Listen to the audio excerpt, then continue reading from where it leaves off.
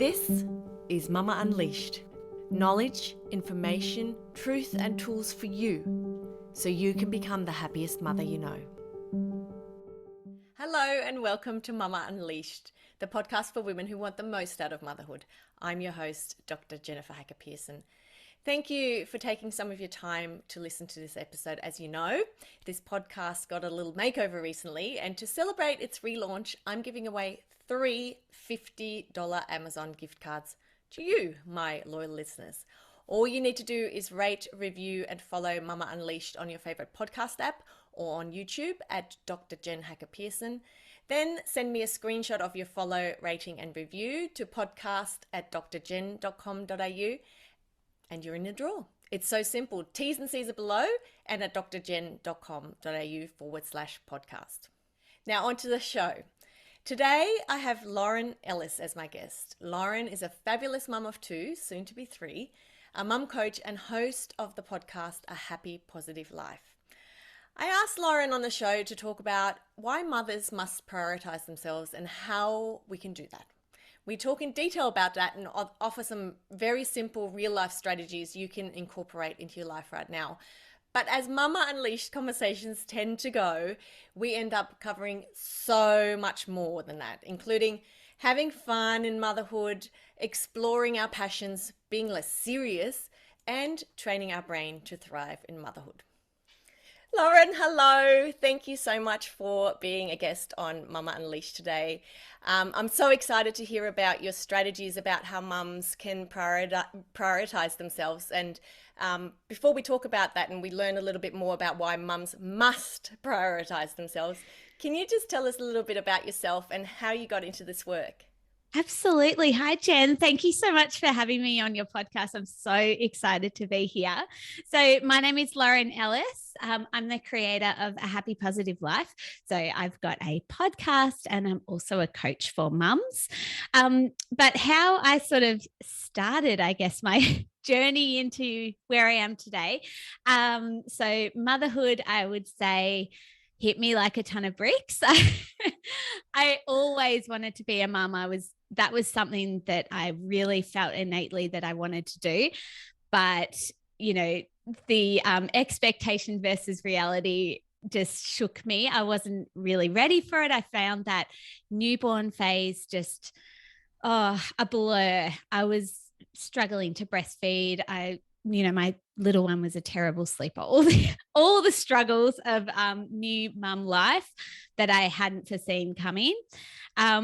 But I got to a point at my motherhood journey very early on when I was really struggling to breastfeed, and it was really painful, and I was trying to reach out for help, and I just thought, oh my God, I'm just drowning in motherhood right now.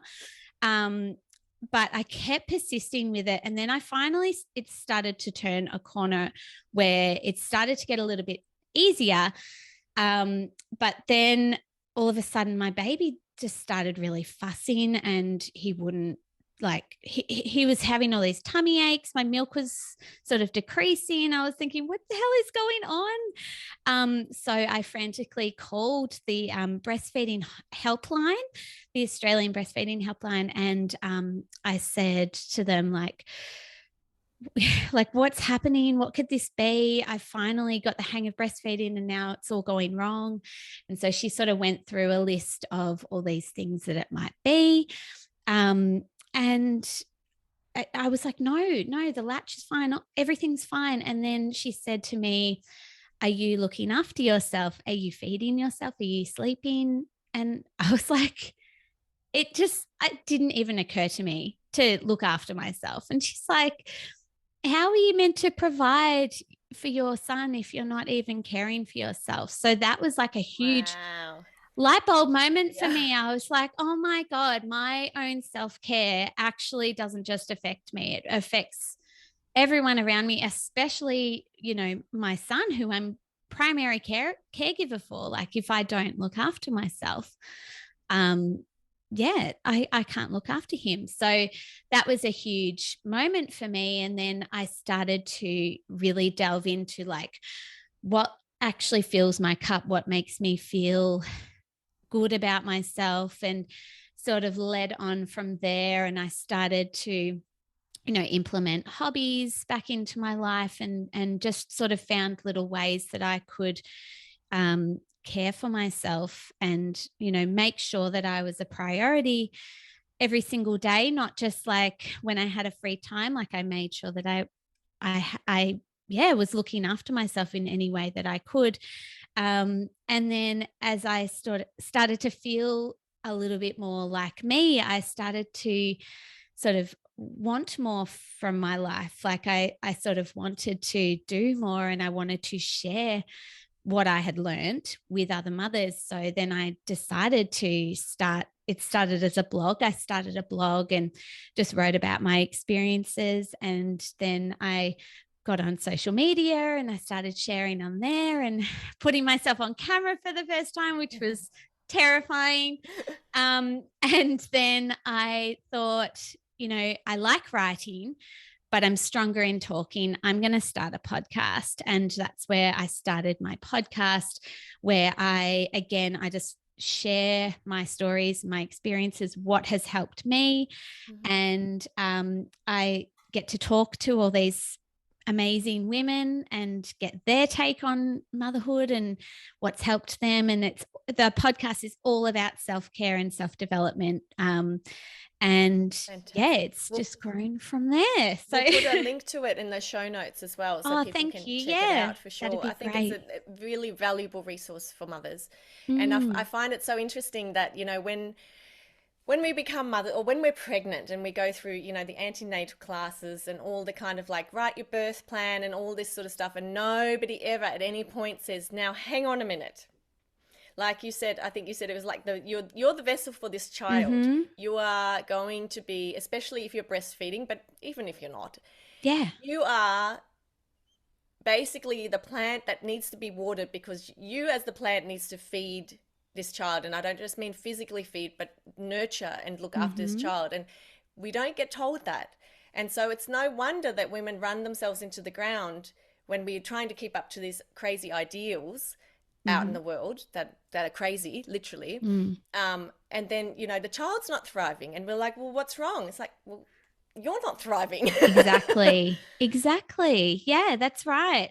And you're right. Like we get told how to care for our children, but we never really get the information on how to care for ourselves. And I think when you do become a mum, you do kind of flip into that, like, I've got to do everything that I can to care for this baby. But like, what about you? You're still a person too. You need to look after yourself to be able to care for anyone else. So absolutely, that was a hard lesson I have to learn. Well, but unfortunately, we all have to learn it like that for some reason. I don't know that there are many, unless, there are women that have families around and mothers that, are very active in the raising of the child that will help look after the mother, because I believe that mothering the mother, whether it comes from internal or external, is one of the most important things we can do for the world. Because once the mother is, like I was saying, the mother's thriving, then the children thrive. But nobody tells you. So how are you meant to know? And then you've got social media and all this stuff out there where people are just smashing it. Women are smashing it and they're looking amazing in the process. And you're like, wow, well, I should be doing that. And exactly. I'm only doing the absolute bare minimum. And oh my God, I didn't have a shower today. Oh, so especially for the younger ladies, the younger mums, I think for me, social media wasn't really around when I had my kids so much. So I didn't feel that pressure. But these days I do think, it's hard, and I feel, and that's why I'm so passionate about what I do as well, about educating mothers about how we change as we become mothers and as we transition through motherhood, and that we, like I said, need to mother the mother, and sometimes that is just us mothering ourselves. Absolutely. Yeah. And going back to what you said about social media and all these women smashing it, like, are they really? Because we don't see what goes on behind the camera. That's right. And we're sort of becoming a little bit more attuned to now what is actually going on. Yes. So I think the highlight reel. I've been doing this for my work for over a decade now. I've spoken to thousands of mothers, and I'm yet to meet one that says, I smashed it. Exactly. So And if how she's out there, comforting. please call me. But isn't that comforting to know that it's not just you, like it's everyone? Yeah. Yeah, absolutely. Yeah. So what did you start doing so you decided that you needed to look after yourself first before when your children were still very little? Mm. What were the sort of little, I imagine there were little steps to start with. What did you They do were. to start looking after yourself?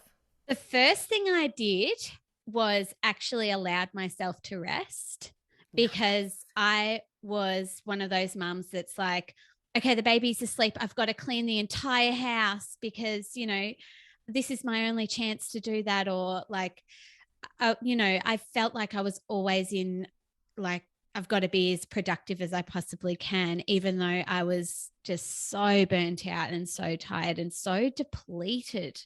So the first thing I did is I allowed myself to rest. If I had a really bad night with my son, I would make sure that I had a nap, or even if I felt guilty about it at first, like I made sure that I did that, or just like sit on the couch and just do nothing for a few hours, like just so I could sort of recharge, because Yeah. I was not allowing myself that before. Yeah. Um, That's awesome. and I love yeah, that. so I would say that that was kind of the first thing that I did, along with making sure that I fed myself, and I actually looked after myself and tried to just get out of that survival mode of just like eating my kids' scraps for breakfast or something. Like, I actually tried to nourish myself properly. So that was definitely the first step that I did.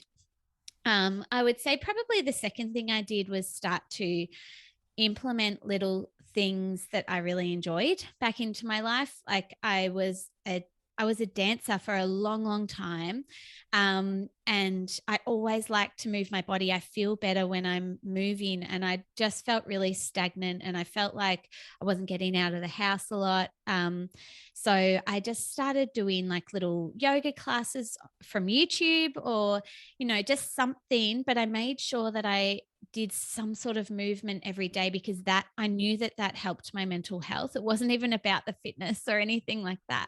It was for my mental health. I felt like if I was able to move and just get that blood flowing, that I could kind of handle things a little bit better. I felt a little bit more patient.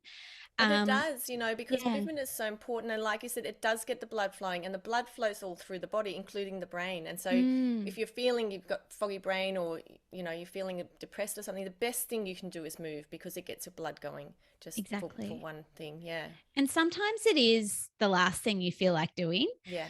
but you feel so much better after. And I would always put myself in that future self shoes. Like, I just think, okay, well, I really don't feel like going for a walk right now. I really don't feel like, doing anything.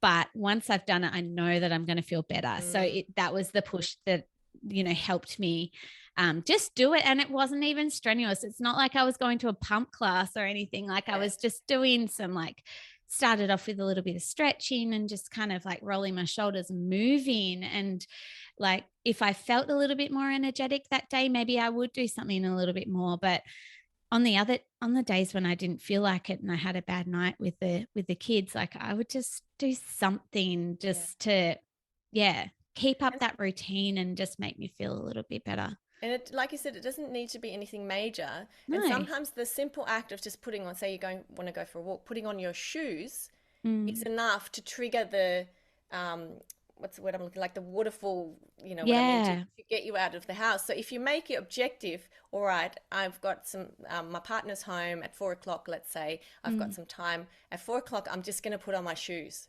Yeah. You know, Exactly. that's Yeah. not a big Yeah. thing. That's not, but then you go, oh, now I've got my shoes on. I might as well just walk around the block and, Yep. little. Yes, exactly. That's what it comes down to, just baby steps. But I also think that one thing that really helped me is making sure that I scheduled something for myself, Hmm. because I found that sort of parenthood took away that spontaneity a little bit of just being able to just go off for a walk whenever I wanted, or, whatever. So I just sort of made sure that I planned my day a little bit better around something that I really, really wanted to get done for myself. So yeah, just definitely scheduling and planning. And sometimes it doesn't work, like that's motherhood. Sometimes it doesn't work. Like I was saying to you before we pressed record, I had today just like all planned. I was going to have a nice quiet house. No, my two kids are sick. So they're in the house, but like you just have to like do your best to kind of make sure that you are filling your cup in some way every day. Flexibility is key, I think, when it comes to things like that. Absolutely. That's another hard lesson I think you learn Oh yeah, when you it's become a kind of mum. forced upon us, isn't it? And I was thinking about what you said earlier about, not napping, but instead doing all the chores and doing everything that you were still Mm. doing. And it's kind of something I think that a lot of mums do, because the enormity of putting a child into your day of tasks is underestimated. I think it's like Mm. that is the task. The task is Yeah. to look after the baby. And so to think that we can do everything that we used to do and look after a baby, especially a first baby, when we're all just learning, Mm. actually any baby, what am I talking about? Yeah. It's always, Yeah, you know, totally. it's yeah, I think that's a really big thing, and also something that we don't really talk about beforehand, where we need to know that this is a huge task. This isn't just one added little thing to your Yeah. life. It's massive, and not only because the baby is coming into your life, but because you're changing so much Mm. and you're undergoing all these changes, and you're trying to figure out things like how to be more flexible, how to schedule time for yourself, you Yeah. know? Oh, absolutely. It's a totally new world when you become a mum. And yeah, I just don't think anything can prepare you for it. You can read all the books, but until you're in it, you just have to kind of learn on the job. And yeah, I think that definitely just making sure that you're not forgetting about yourself Mm. is going to help you a lot through that journey. Absolutely. So when you were prioritizing, like you were scheduling time for yourself, did you work that around a relative or a partner or someone that could come and look after the kids, or did you take the kids, or what did it look like for you? Um, Look, I don't have a heap of family help, but I do have a very involved partner, which is awesome. My husband is very hands on. He's a really hands on dad. So sometimes I would schedule that around him getting home from work, but honestly, when it comes to the movement side of it, I did find that I was trying to fit it in through the day. But if the kids' naps sort of didn't work out or something happened, I did start to like push it to the end of the day, and I was finding that I was just too tired. So Mm.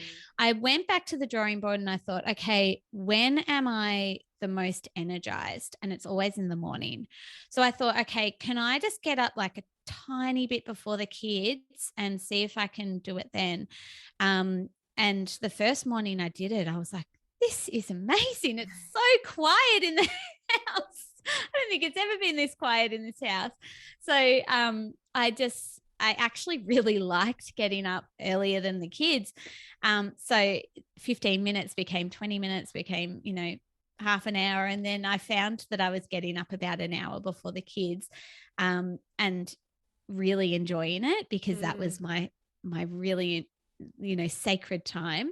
Yeah. Um, and again, going back to flexibility, that really worked for me at that time, but I'm pregnant again now. Are you? Um, oh yeah, Oh, I am. Sorry, I didn't congratulations. even mention anything about I my didn't family. know I that. was launched into talking about myself.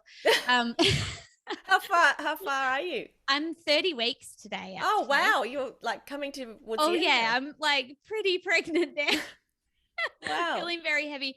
But yeah, so that waking up before the kids really worked for me before, but at the moment I'm feeling like I really need my sleep. So I'm just going with the seasons of life.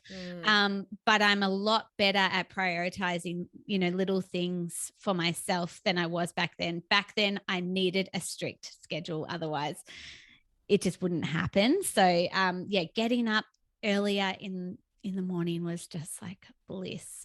So that's how I did it at the start. That's good. So I guess some people are more, night owls or Mm. better in the middle of the day or whatever. So would you recommend that a mother who wants to incorporate some more time for herself, whether it's a hobby or an exercise or catching up with friends or something like that, just sit down and have a think about like when is a good time for me to do that from my physical point of view. And Absolutely. Yeah. I mean, before I had kids, I was never an early bird. I was always a night owl. And that's when I had my energy and that's when I had my creativity. It was sort of after, work and everything was finished.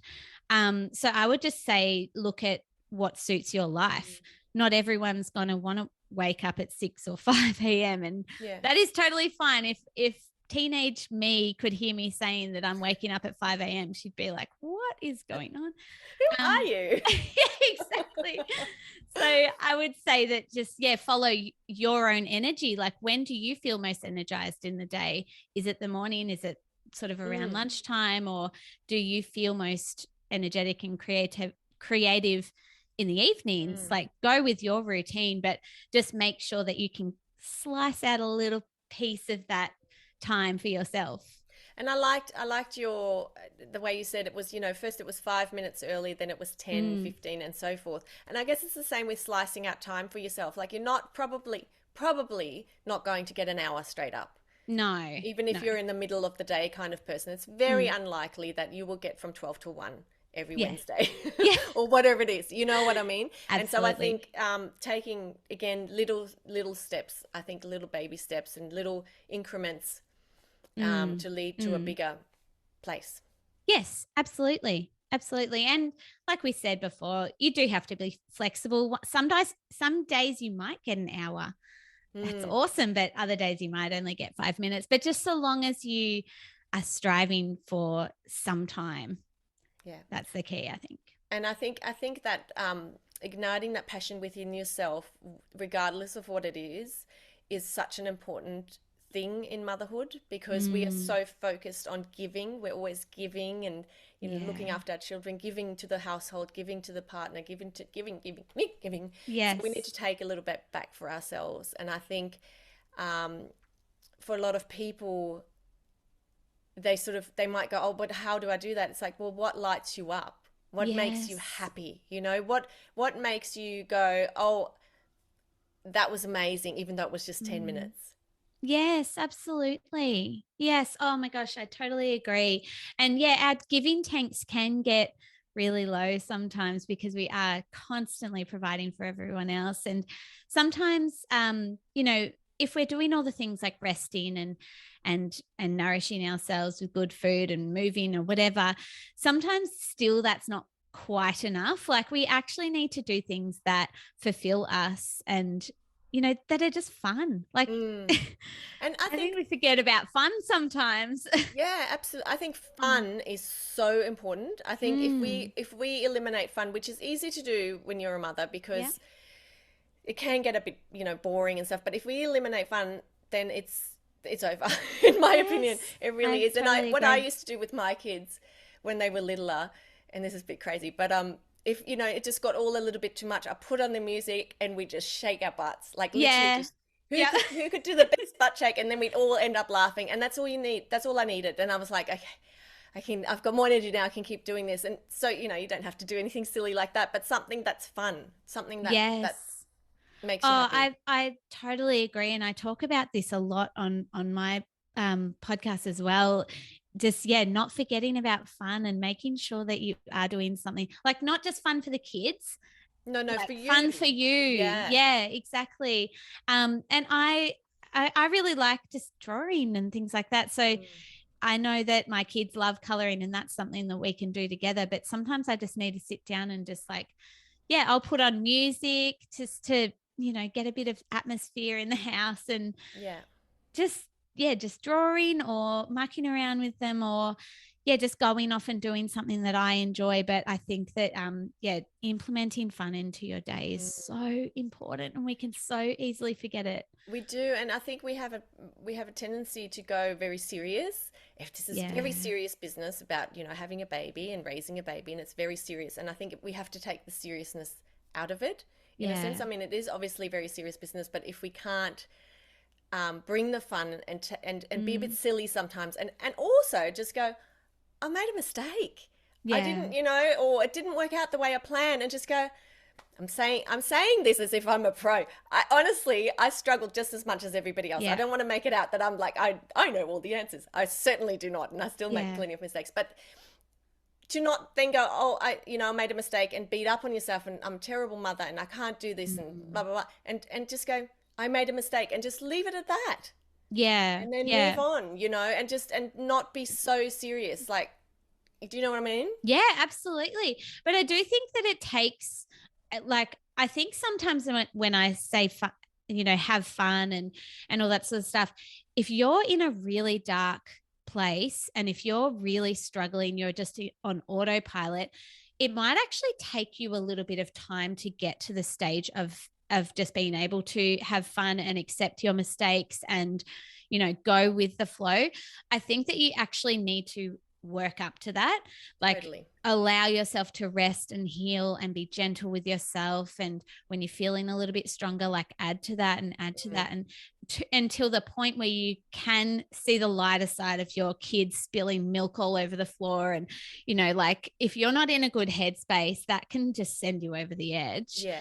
But if you've built yourself up to a place where you can actually just look at the lighter side of life and just laugh about things, or be silly, that's, I think, where you want to get to, but sometimes it's a little bit of a journey to get there.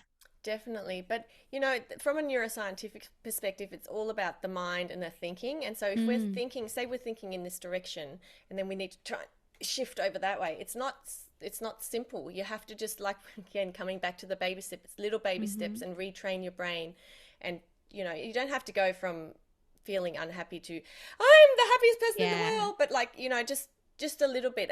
And I think it's important to know that every little bit that we work towards not feeling unhappy, or whether it's down or whatever it is that is an uncomfortable feeling, is a step in the right direction. Yeah. So nothing is too small.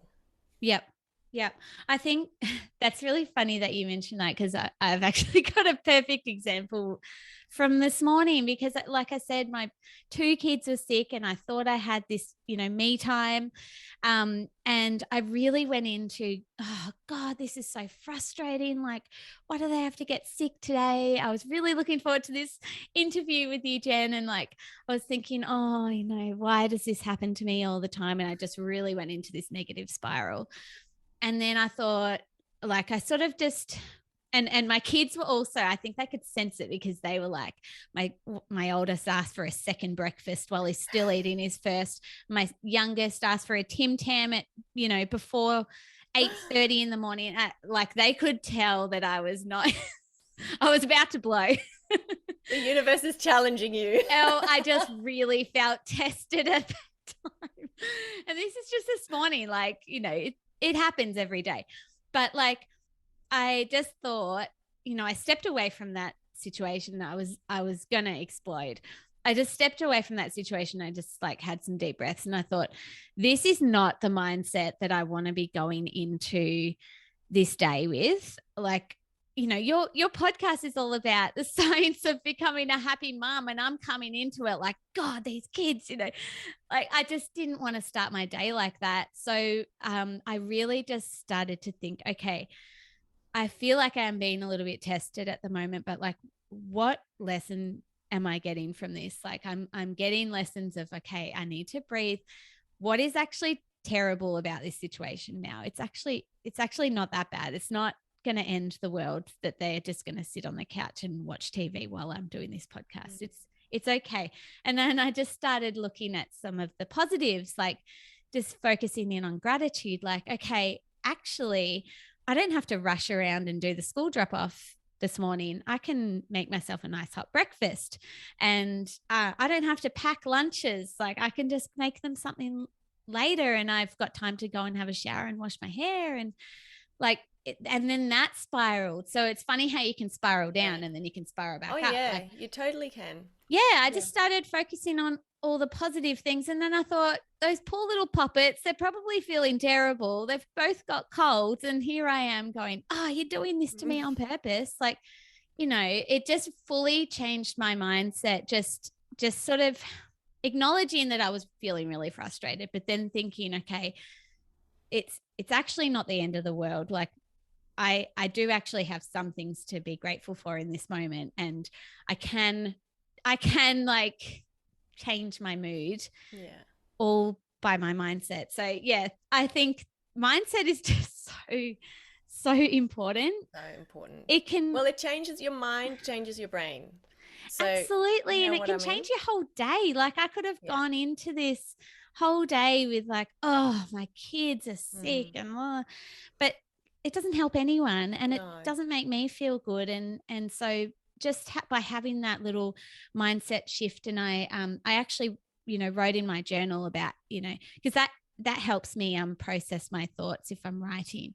So I just wrote down in my journal the way that I was feeling really angry and frustrated, and but then I was able to see it in print, and yeah, it just sort of helped me process, okay, well, it's actually not the end of the world. I can still turn this day around. I can still turn my mood around. And then, yeah, from then on, I kind of just focused on what was good about the day. And then I ended up feeling really good. And That's then I was awesome. able to be more patient. So, yeah, I think, God, mindset is so important. Thank you so much for sharing that, because Yeah. it's so real and it Yeah. happens to everyone. It happens to me as well, you know. And I think this is training, and this is like when I talk a lot about training the brain. I mean things like this, like you're not just instantly for the very first time going to go, yep, I'm going to see the positives. It just doesn't work like Yeah. that. You have to, the brain is like a muscle and you've got to train it. And just like you wouldn't go into the gym and pick up a 50-kilo dumbbell straight up. You know Absolutely. what I mean? You start with the little things. And so I loved how you said you journal to kind of and see your thoughts on paper. It's the Yeah. detaching yourself from your thoughts, because we're not our thoughts and our Yeah. thoughts are not us, and the Mm. world is not out to get us. So Mm. whatever has happened is just something that will happen, actually, whether we're there or not. Yeah. The boys Yeah. were, So the true. boys were going to have two breakfasts and a Tim Tam, whether you were there or not. That's so true. Yeah. And so Mm. just remembering that it's not personal, it's nothing against us, and Mm. detaching ourselves. And whether it's, I think journaling is a great idea. I don't really write things down so much. I do at the end of the day, but sort of, yeah, not like that. But I'm gonna do it more now, Yeah. because it's a great way to step away. But what I try to do is I try and take a breath and just go, right, what's actually going on here? What are the Mm. facts? Because the facts are, my eldest asked for a second breakfast. The second one asked for a Tim Tam. I'm now, annoyed because Mm. blah blah blah. They're the facts. Yep. And then now I'm turning it into a story. And what is the story that I'm making up about this? The story is, I'm going to be terrible on the interview, or my Mm. day's going to be ruined, or whatever the story is that is Mm. around it. I'm a Mm. bad mum is Mm. usually one Yeah. of the ones, if not the Good overlying old mum umbrella. guilt. I'm terrible at this. Who left me in charge of these children? So I think having the capacity to step away in whatever way, shape, or form that Mm. is awesome. It's one of the best tools. I know that you're giving us tools, but I think it's one of the best tools that I would recommend to Mm. start flexing and strengthening that muscle, the brain, Yep. to what's the word now? I've lost my train of thought. To change your To mindset. change your mindset. Yeah. That's Yep. exactly right. Yep. Absolutely. Yeah. I think you're right. Like you can't just go from feeling really crap to feeling amazing just by like clicking your Yeah. fingers. Yeah. Like it took me a bit of a process, and journaling does help me, but there's so many other ways that you can do that. Like you can use meditation. I find meditation's really good too, to sort Big. of work things out in my head, or even just stepping away, going into another room and just having some deep breaths and just Mm, thinking, okay, I've got this, it's all right. So absolutely. whatever works for you, but yeah, it's just so important to kind of just allow yourself to accept where you're at, and then, like you said, look at the facts of the day. Is the world going to end you know with what's going on, or can you actually work through it and sort of see that there are still some positives in the day, even though your Definitely plans have positives. changed? And even down to the fact that we had a warm bed to sleep in, and the kids have got Yeah. clothes, and that we have enough money to buy a second lot of breakfast. Yeah, You know what I exactly. mean? Yeah. Like, and we forget it. We take in this world, we take things like that for granted. And you scale it right back to the very basic things that we have that a lot of other people don't have. You can't feel unhappy. That's You so just true. can't. We've got so Mm, much. We're so lucky, mm, And mm. again, I'm saying this like I fall into those traps too, Lauren. Don't like, but I think over the years I've managed to train my brain to snap out of it quicker. Yes. Yeah, I think probably my brain is a lot, no, I know my brain is a lot stronger now than it was back in the beginning when I started, as you would expect, but Yep. I still go there. And I think Yeah. it's just a part of the journey of life and motherhood that, you're never actually going to get to the end. It's just a constant practice. Yep. Absolutely. Yeah. You're so right. And I think yeah, you do get stronger at it, You do. because I probably would have stayed in that mood for a lot longer, maybe even a year ago. But I'm learning to be able to sort of process and move through it a lot quicker, but it's taken practice. Yeah, and it does take practice. And luckily, the universe will keep throwing us curveballs like Oh, today, that so yes. that we can practice. They will. And but then it's our choice to go, right, okay, well, what am I going to do? And I think, like you said, journaling for yourself is such a good idea for me. Stepping away, and I Mhm. think about all the things that are positive as well, or I do a meditation, and then coming back to it and just going, okay, second breakfast on its way. Tim Tam is coming up. I've got things to do today. Get on YouTube. Exactly. And then, Exactly. like you said, keep it fun, keep it light, and take the seriousness out of it, because it is actually generally in our lives not serious, you That's know? so true. Yeah. And we can really get swept up in worrying about what might happen. But if you actually just pull yourself back into the present moment, if you're able to do that and just say, okay, what is actually happening right now? Mm, Because if it's not actually life threatening, or, it's not actually that bad, like you just sort of get through what you're in now. And then, yeah, you realize that it's actually not that bad, and you didn't have to go through all that worry and stress. mm. Sometimes I think we do it to ourselves a lot. But you know what? That's okay. I think it's okay. We're human beings. We're Mm, flawed. It's just the way we are. And I think accepting that is a good thing. It's like, of mm, course we fly off the handle. Of course we, shout at the kids from time to time. Of course we get annoyed over spilt milk or whatever. We're human. yeah. And unless you're some sort of, maybe Dalai Lama doesn't get annoyed. I don't know. But as a But I'm sure mother, that took a lot of practice to yeah, get to that stage exactly. as well. But as a mother, it's totally normal, and just it's important to cut ourselves a break. I feel like I'm talking to myself. I'm going to re-listen to this and just take all the advice in that I'm giving myself. Oh, absolutely. I feel like that a lot of the time too. Lauren, this has been such a great chat. Thank you so much for coming on the show. If we're to end on something, I'd like it to be, what would you say to yourself before or when you had your new baby that you Mm. know now? What would you say to yourself?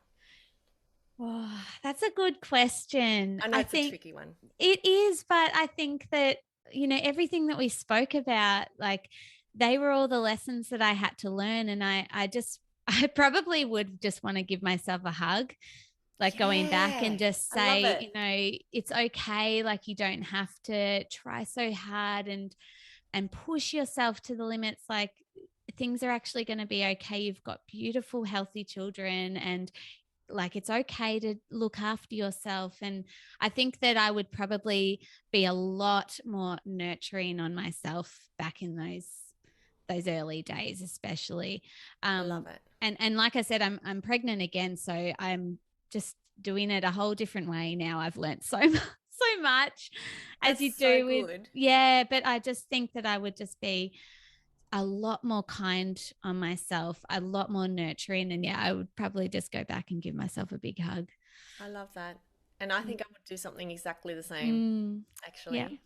So thank you so much for your time. It's been awesome. I'm sure that, well, I hope a lot of mums get something. I've gotten so much out of it. So thank you. It's been awesome.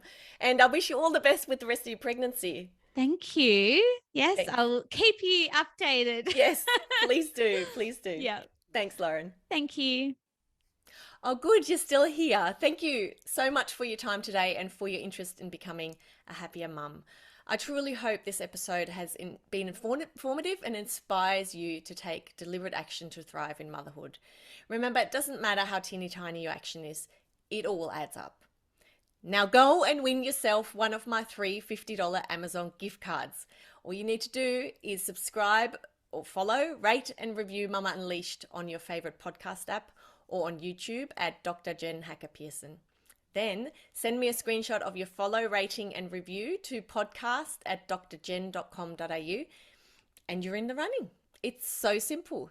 Now, this competition closes on September 30 at 5 p.m. AEST, but all the T's and C's are in the notes below and at drjen.com.au/podcast. Thank you so much for listening, and I'll see you next time.